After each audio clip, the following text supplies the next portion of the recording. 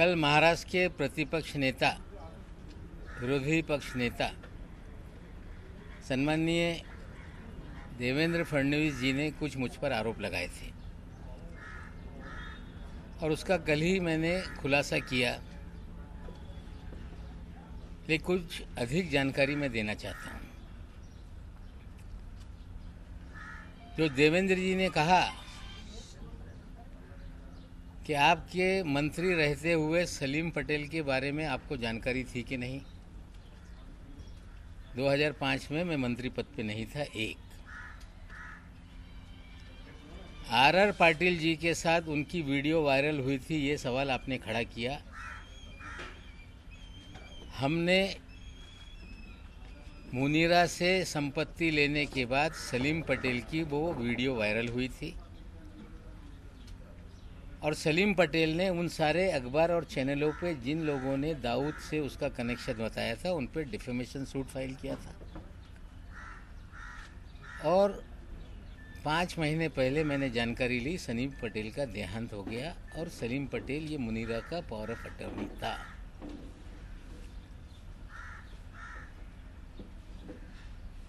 सरदार वली खान के बारे में उन्होंने कहा कि सजा याफ्ता मुजरिम से आपने कोई लेन देन किया है। 2005 में वो कन्विक्टेड नहीं था। जो वॉचमैन वहाँ पे था उनका लड़का था। 300 मीटर पे 7/12 पे उसने अपना नाम चढ़ा लिया था रेक्टिफिकेशन करने के लिए कोई कागज़, वो हमने उनको पैसा दिया था, ये सच्चाई है। लेकिन देवेंद्र जी ने हमें जो लड़ाई में लड़ रहा था या लड़ रहा हूँ, जो एनसीबी में निर्दोष लोगों को फंसाने का, हजारों करोड़ की उगाही करने का, कहीं ना कहीं देवेंद्र जी उसको डाइवर्ट करने का प्रयास कर रहे हैं। और सिर्फ डाइवर्ट करने का नहीं, उस अधिकारी को बचाने का प्रयास हो रहा है, क्योंकि देवेंद्र जी के उस अधिकारी के पुराने संबंध हैं। 2008 में कोई अधिकारी नौकरी पे आता है और 14 साल से मुंबई शहर छोड़ता नहीं, इसके पीछे क्या राज है? देवेंद्र जी औरों को कह रहे हैं कि अंडरवर्ल्ड कलेक्शन के लोग हैं ये, लेकिन देवेंद्र जी हम आपसे पूछना चाहते हैं कि सारे अंडरवर्ल्ड के लोग, जो अंडरवर्ल्ड कनेक्टेड लोग हैं, जो बड़े बड़े क्रिमिनल हैं, आपने मुख्यमंत्री रहते हुए उन्हें सभी लोगों को जो सरकारी कमीशन है, सरकारी बोर्ड है, उसका अध्यक्ष क्यों बनाया? मुन्ना यादव नाम का एक व्यक्ति जो नागपुर का कुख्यात गुंडा है, जिस पे हत्या से लेके सभी तरह के मामले दर्ज हैं, जो आपका राजनीतिक सारे भय पैदा करने वाला आपका साथी है, उस मुन्ना यादव को आपने कंस्ट्रक्शन वर्कर बोर्ड का अध्यक्ष बनाया था कि नहीं? क्या आपकी गंगा में मुन्ना यादव नहा के पवित्र हो गया था? आपने हैदर आजम नाम के एक आपके नेता को मौलाना आजाद फाइनेंस कॉरपोरेशन का अध्यक्ष बनाया था कि नहीं? क्या हैदर आजम बांग्लादेश के लोगों को मुंबई में बसाने का काम नहीं करता है? क्या हैदर आजम की दूसरी पत्नी जो बांग्लादेशी है, जिसकी जांच मलाड पुलिस स्टेशन ने शुरू की, 24 परगना पुलिस थाने में कागज भेजे गए, बंगाल पुलिस ने भेजा कि ये जो भी बर्थ सर्टिफिकेट है, जो भी कागजात है, ये फर्जी है। और मलाड पुलिस स्टेशन जब मुकदमा दर्ज कर रही थी तो मुख्यमंत्री के कार्यालय से फ़ोन करके आपने वो मामला दबाने का काम किया कि नहीं? क्या आपके इशारे पे पूरे महाराष्ट्र में उगाही का काम हो रहा था कि नहीं? मामला मुंबई का हो, बिल्डरों के ज़मीनों का झगड़ा हो, मामला थाना में जाके कंप्लेंट करके दर्ज करके वसूली की जाती थी कि नहीं?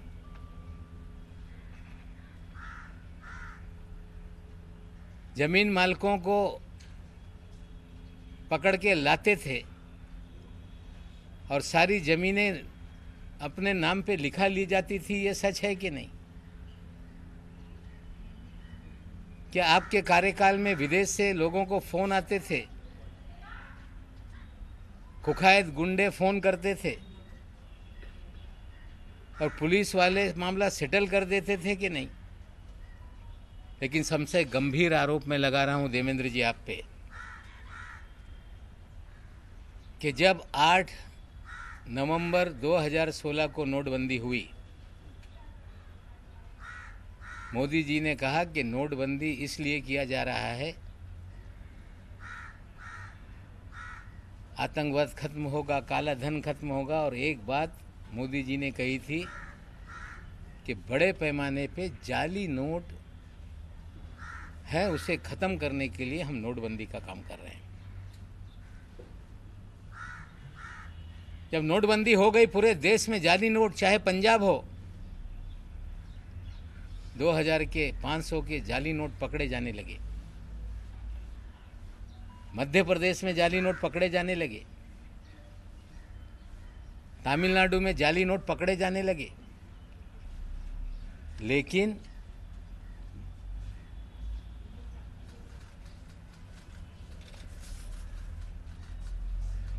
आठ अक्टूबर 2017 तक, लगभग 1 साल तक महाराष्ट्र में जाली नोट का एक भी मामला सामने नहीं आया,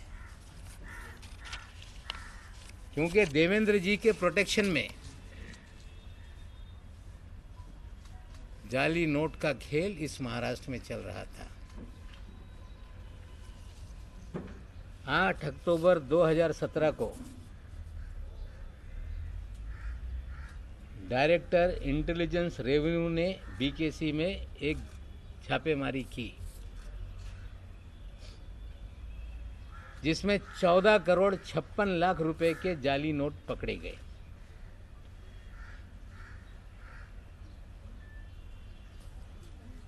और उस मामले को रफा दफा करने के लिए देवेंद्र जी ने उसमें मदद करने का काम किया।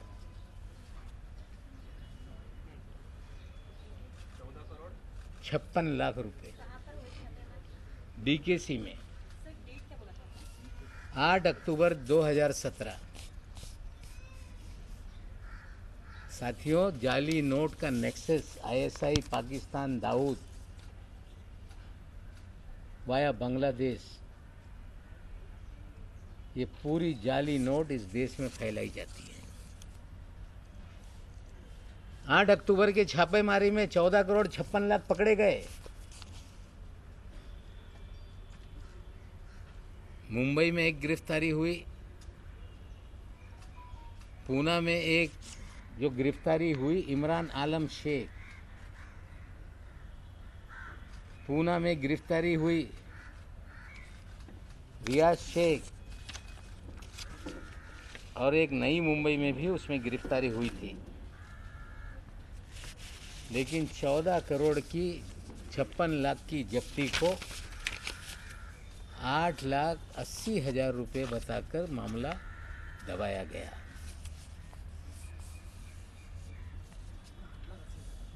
8,80,000 बताकर मामला दबाया गया।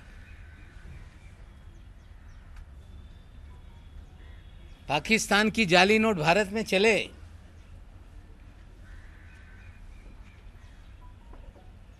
मामला दर्ज हो और उसमें कुछ दिनों में जमानत हो जाती है,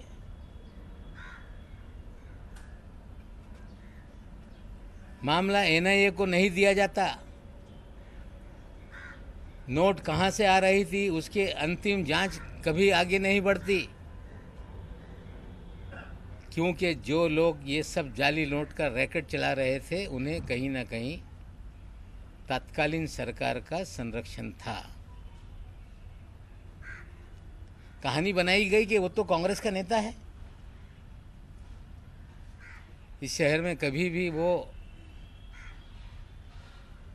कांग्रेस का नेता नहीं रहा। खेल था कि पकड़ा जाए तो कांग्रेस पे बिल फाड़ दो।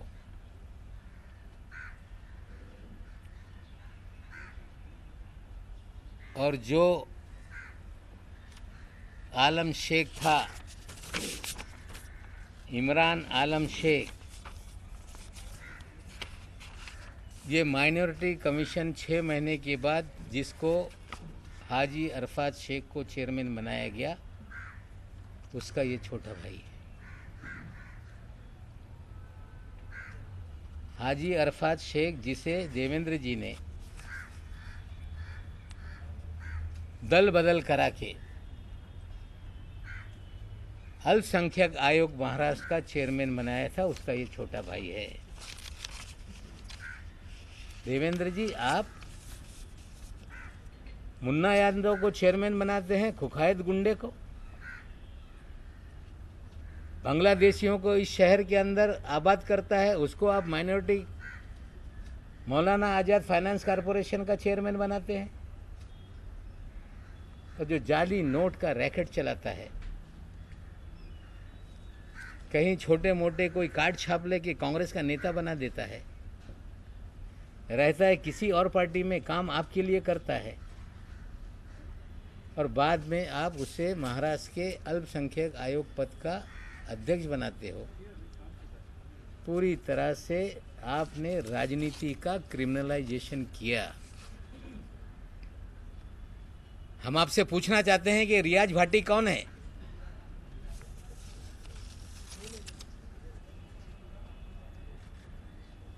उनतीस अक्टूबर को सहार एयरपोर्ट पे जाली पासपोर्ट के साथ पकड़ा गया, जिसके ऊपर दाऊद इब्राहिम सारे गैंग के लोगों के साथ संबंध की सारी खबरें अखबारों में थी। पूरा शहर जानता था कि रियाज भाटी कौन है। डबल पासपोर्ट के साथ कोई व्यक्ति पकड़ लिया जाए और 2 दिन में छूट जाता है, इसके पीछे क्या खेल था? रियाज भाटी लगातार आपके साथ सभी कार्यक्रमों में क्यों नजर आता था? रियाज भाटी भारतीय जनता पार्टी के कार्यक्रमों में क्यों नजर आता था? आपके डिनर टेबल पे क्यों नजर आता था? हम देश के प्रधानमंत्री पे आरोप नहीं लगाना चाहते, लेकिन देश के प्रधानमंत्री के कार्यक्रम में अगर कोई जाता है तो उसके लिए पूरी तरह से स्कैनिंग किए बिना किसी भी व्यक्ति को पास नहीं इशू होता।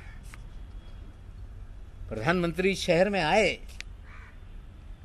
और रियाज भाटी ने उनके साथ भी तस्वीरें खिंचवाई। क्या ऐसा कारण था बिना स्कूटनी के रियाज भाटी प्रधानमंत्री तक पहुंच गया? देवेंद्र जी, आप मुख्यमंत्री रहते हुए इस महाराष्ट्र में आपने सारे क्रिमिनल लोगों को सरकारी पदों पर बिठाया, जाली नोट का नेक्सस आपने चलवाया, आपने रियाज भाटी के जरिए पूरी उगाही का काम किया, आपने थाना में कमिश्नर बैठा के कंप्लेंट पूरे महाराष्ट्र की करा के उगाही का धंधा करवाया, और विदेश से खुखाए गुंडे फोन करके सेटलमेंट पुलिस वाले करते थे। और ये सारा खेल आपके आशीर्वाद से महाराष्ट्र में चल रहा था। आज तो इतना बता रहा हूँ, आगे और बहुत सारी काली करतूतें देवेंद्र जी के हैं, मैं लोगों के सामने रखूंगा। देवेंद्र जी का अंडरवर्ल्ड से कनेक्शन कैसे है? रियाज भाटी उनके साथ क्यों घूमता है?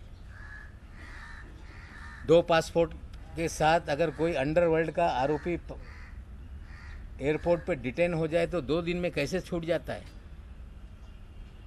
प्रधानमंत्री के कार्यक्रम में वीआईपी के पास कैसे बन जाते हैं? जाली नोट का नेक्सस चलता है, जमानत हो जाती है, पैसे कहाँ से आए, कहाँ से, उसका क्यों नहीं इन्वेस्टिगेशन किया जाता?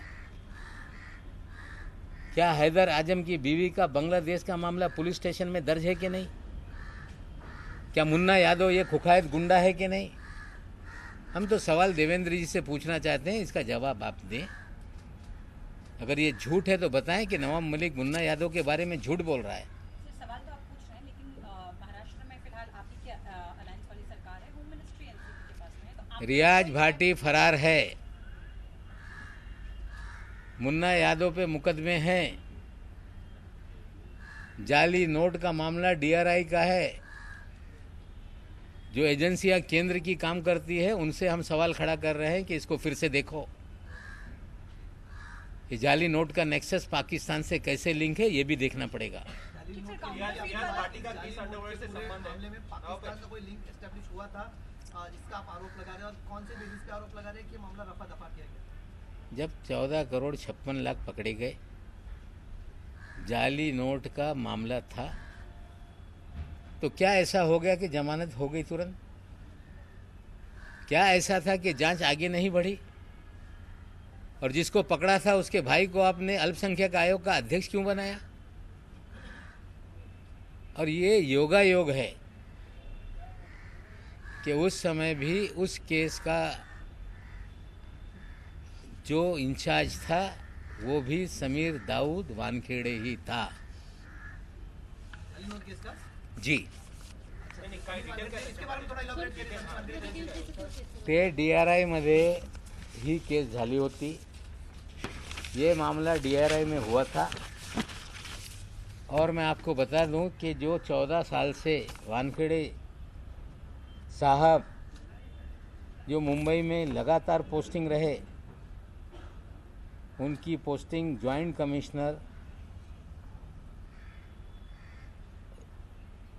इंटेलिजेंस रेवेन्यू की 1 जुलाई 17 को हुई,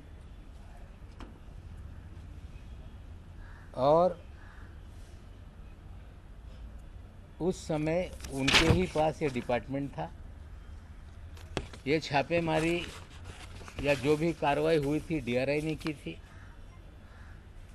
और केस को हल्का करने के लिए यही अधिकारी के जरिए देवेंद्र जी ने सारी मदद की थी। हाजी अरफात के भाई का मामला रफा दफा करवाया था। ये कोइंसिडेंस हो सकता है, लेकिन एक ही अधिकारी जिसके ऊपर गंभीर मामले चल रहे हैं, 2-2 एसआईटी जांच कर रही है, विजिलेंस की जांच हो रही है, और उससे ध्यान भटकाने का खेल कहीं तो नहीं, ये भी सवाल खड़े होते हैं।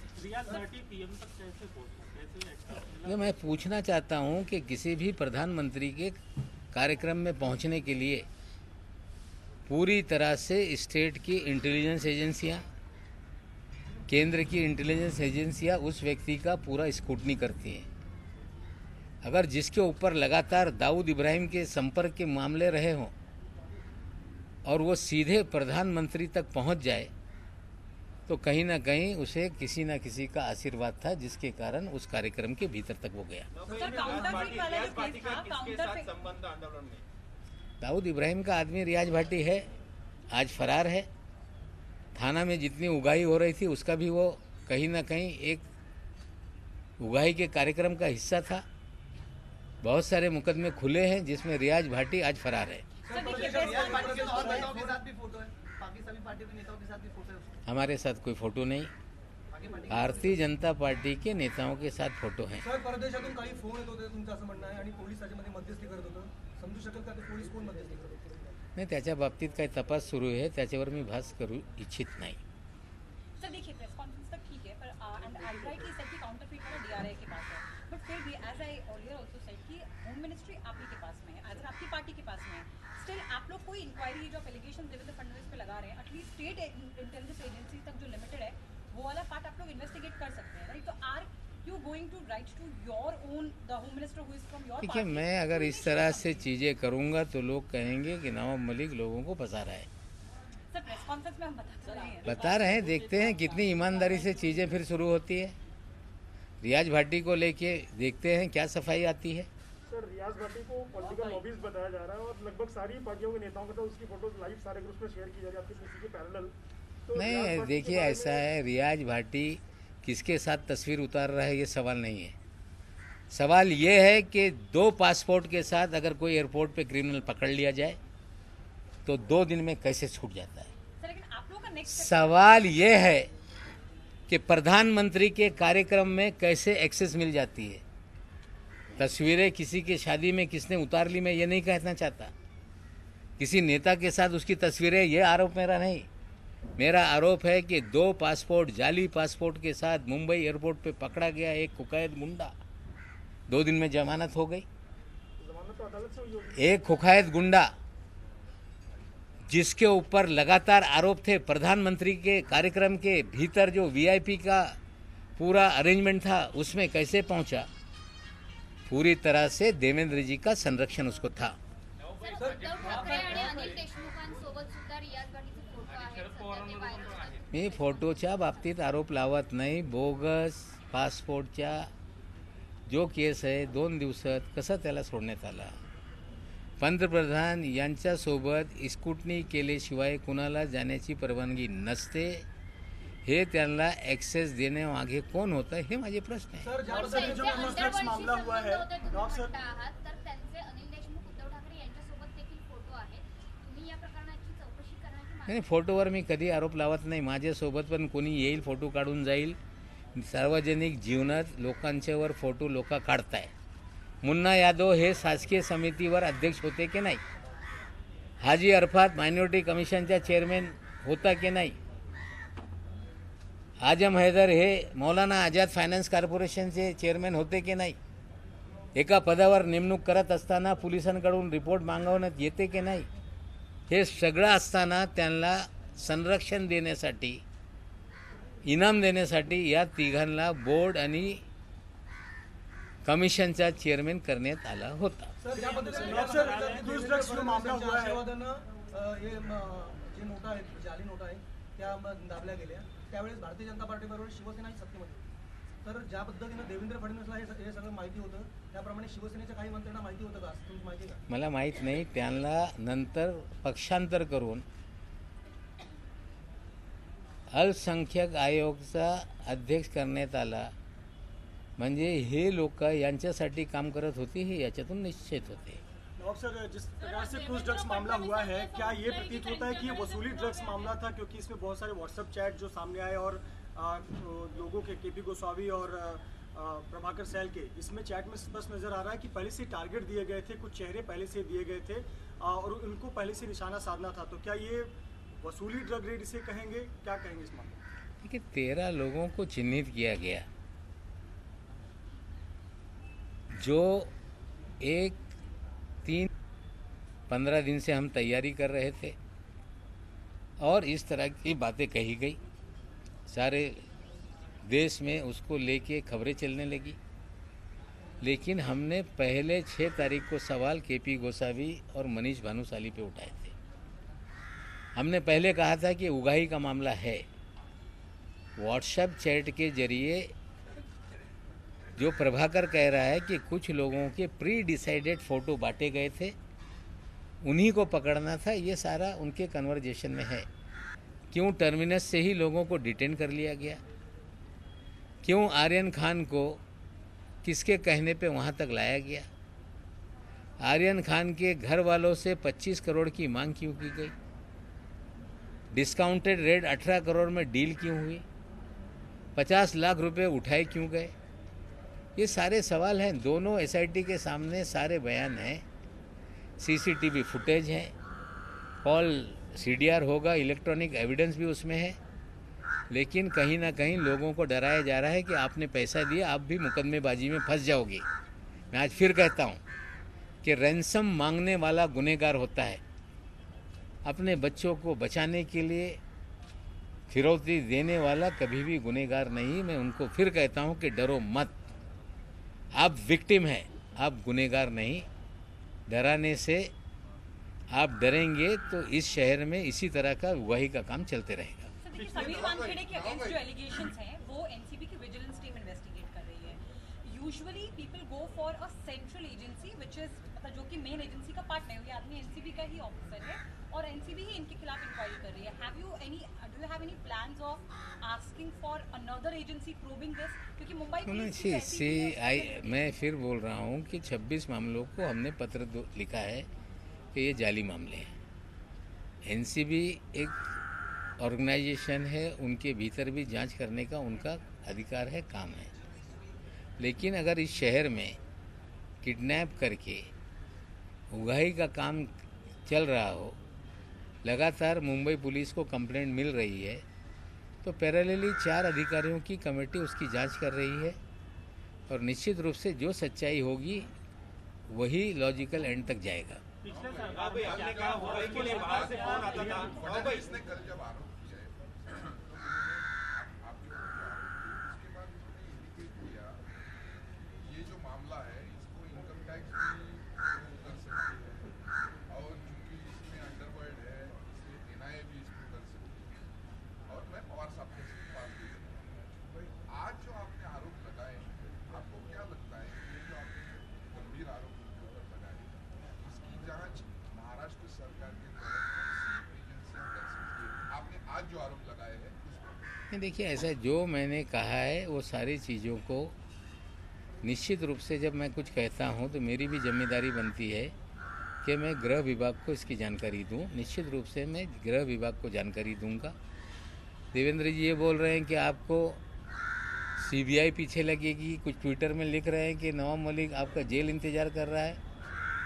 अगर गुनाह किया होगा तो हम जेल जाएंगे, लेकिन पाउडर के पैसे से अगर एल्बम बनता है तो इसकी भी जांच होनी चाहिए। सर, ज्या पद्धतीने तुम्ही आता पावडरच्या भाषेने अल्बम म्हणलंय मला देवेंद्र फडणवीस यांच्या पत्नी अमृता फडणवीस यांनी आपल्यावर टीका केली आणि असं म्हटलंय ट्विटरमध्ये की नवाब मलिक फक्त पत्रकार परिषद घेत आहेत आणि विषय डायव्हर्ट करतायत। नवाब मलिक यांना त्यांच्या जावयाला आणि काळ्या संपत्तीला वाचवण्याचा प्रयत्न। चोर मचाय शोर यांच्या काळ्या संपत्ती काढायची जर वेळ आली तर ते पण आज नाही उद्या काढू। वर्लीमध्ये 200-200 कोटी रुपयाचे फ्लॅट कोणाच्या नावाने आहे, हे सगळं जे बेनामी संपत्ती हा विषय नहीं, नंतर काढू। नहीं, देखिए ऐसा है, मैं महिलाओं के बारे में कुछ बोलना नहीं चाहता। महिलाएं अपना काम करती हैं, मुझ पे कितनी भी उंगली उठाए मैं किसी महिला को जवाब देना नहीं चाहता। मेरे दामाद का क्या मामला है, एनडीपीएस के स्पेशल कोर्ट ने बेल ऑर्डर में स्पष्ट रूप से लिखा है। काला पैसे का मुझ पे आरोप लगा रही है। काला पैसे का बेनामी संपत्ति की ही बात है तो किस लोग आदमी के नाम पे 200 करोड़ का फ्लैट है? बीकेसी में कौन फ्लैट लेकर किसके नाम पे रह रहा है? काला धन बेनामी संपत्ति का ही अगर शौक है, ठीक है, शुरू करिए।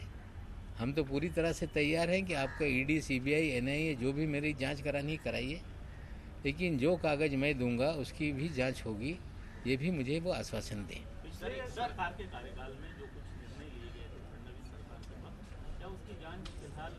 देखिए वो सरकार, मैं आज सरकार की तरफ से प्रवक्ता के नाते नहीं बोल रहा हूँ।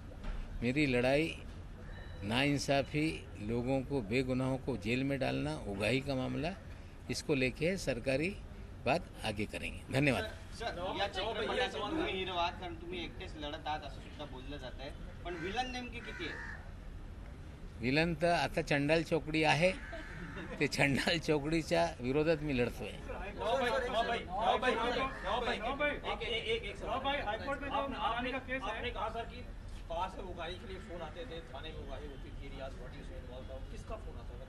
नहीं, देखिए अभी आज कुछ जांच चल रही है।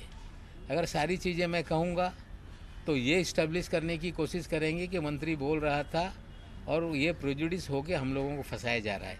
तो कुछ चीज़ें अगर पुलिस विभाग में जांच के दायरे में है तो मुझे लगता है उस पर ज़्यादा बोलना ठीक नहीं।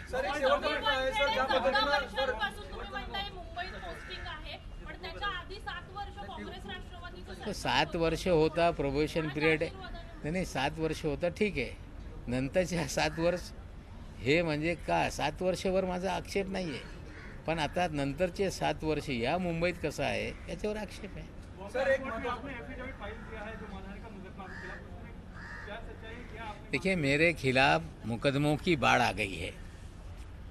अलग अलग फोरम पे जाके मेरे खिलाफ कोई शिकायत कर रहे हैं। ठीक है, हर व्यक्ति को इस देश में शिकायत करने का अधिकार है।